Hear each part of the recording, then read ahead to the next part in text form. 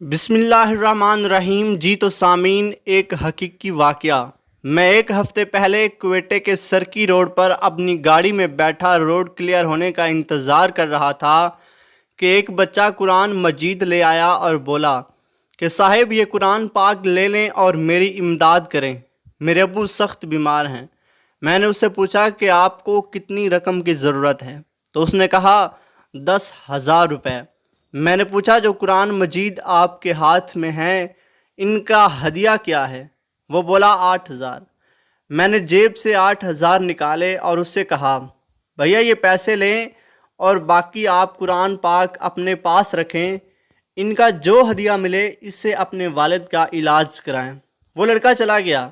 میرے ساتھ بیٹھے ہوئے میرے بھائی نے خوب ڈانٹا، شرم آنی چاہیے آپ کو، وہ جھوٹ بول کر گیا ہے، آپ کو یہ شکل سے ایسے ہوتے ہیں۔ میں خاموش رہا اور جب گھر پہنچے تو گھر والوں نے بھی وہی الفاظ دہرائے۔ آج جب میں اتفاق سے CMH کوئٹہ کے اندر اپنے ڈاکٹر دوست کے پاس گیا تو میرے ساتھ میرا بھائی بھی تھا۔ ابھی ہم اندر داخل ہوئے ہی ہوں گے کہ ایک بچہ بھاگتا ہوا میرے پاس آیا اور کہا یہ لیں اپنی رقم، میرے والد فوت ہو گئے تھے، آپ کا شکریہ۔